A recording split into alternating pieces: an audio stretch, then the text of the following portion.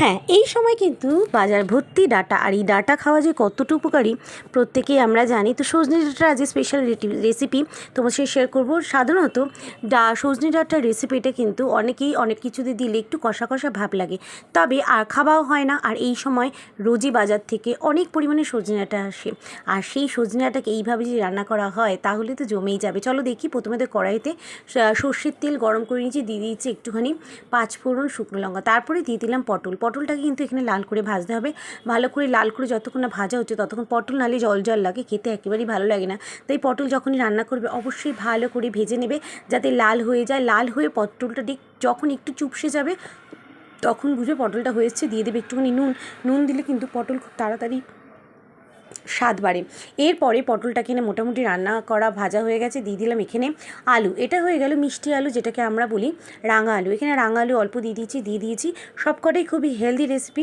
আর এর মধ্যে দিয়ে দিয়েছি কেটে রাখা আলু। হ্যাঁ, আলু খেতে আমরা খুবই ভালোবাসি, তোমরা কিন্তু চাইলে আলু দিতেও পারো বা নাও দিতে পারো, কিন্তু আমাদের প্রত্যেকের আলু যেহেতু পছন্দ তো আলুও দিয়ে দিলাম ডাঁটাটাকে এবারে ভালো করে কড়াইয়ের মধ্যে সাঁতলে নেব।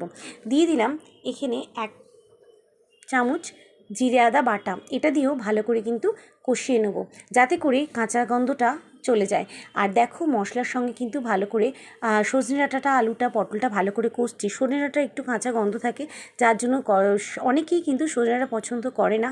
আর এই জন্যই কিন্তু ভালো করে মশলা দিয়ে কষলাম। আর দিয়ে দিলাম নুন দিয়ে এবারে দিয়ে দিলাম এখানে 2টো পরিমাণ টমেটো। এটাকেও ভালো করে কষিয়ে নেবো। এইভাবে টমেটোটা যদি ভাজা করে নেওয়া যায় তাহলে কিন্তু যে কোনো তরকারির স্বাদ খুব ভালো লাগে।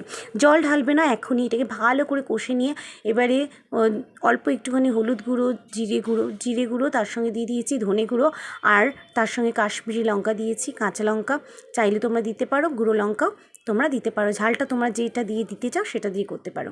এবারে ভালো করে এটাকে কষিয়ে নেবো। মশলা দিয়ে যত কষাবো আমি ঢেকে কষাচ্ছি যাতে করে এর স্বাদ খুব দুর্দান্ত হয়। আর এইভাবে এটাকে ভালো করে কষিয়ে নেবো যতক্ষণ না মশলার সঙ্গে ভালোভাবে সবজিগুলো কষানো হয়ে যাচ্ছে। দেখতেই পাচ্ছ সবজি কিন্তু মোটামুটি কষানো হয়ে গেছে। এখানে এই সবজিটায় খুব পরিমাণ জল দেবো না, অল্প জল দিয়ে করবো। আর মশলা যখন নুন আর চিনি দিয়ে দেবো অল্প পরিমাণে। এখানে স্বাদ মতো নুন, 1 চামচ নুন দিয়েছি, আর 1 চামচ চিনি দিয়েছি। যেহেতু নিরামিষ সবজি এটা কিন্তু ভালো করে কষিয়ে নিতে হবে। আর তোমরা চাইলে এটা কিন্তু চিংড়ি মাছ দিয়ে করতে পারো, তাতেও খুব স্বাদ হয়, তবে আমি চিংড়ি মাছ দিইনি। নিরামিষ মঙ্গলবার দিন রান্না করেছি, টোটালি নিরামিষ। এইটা নিরামিষে দুর্দান্ত স্বাদ হয়। এবারে দিয়ে দিলাম ভালো করে কষে গিয়ে তেল বেরিয়ে গেছে, দিয়ে দিয়েছি গরম জল দিয়ে এটাকে একটু ফুটতে দেবো। আর ফোটা হয়ে গেলে এর মধ্যে দিয়ে দিলাম যে পটলগুলো ভেজে তুলে রেখেছিলাম সেই পটলগুলো দিয়ে কিছুক্ষণ ফুটতে দেবো। আর ভালো করে ফোটা হয়ে গেলে এতে ঘি, গরম মশলা দিয়ে ঢাকা দিয়ে দেবো। দেখো তৈরি হয়ে গেল একেবারেই ডাঁটার তরকারি, তাও আবার পটলের সব রকম সবজি দিয়ে। ভালো লাগলে সাবস্ক্রাইব করে পাশে থাকবে। বাই।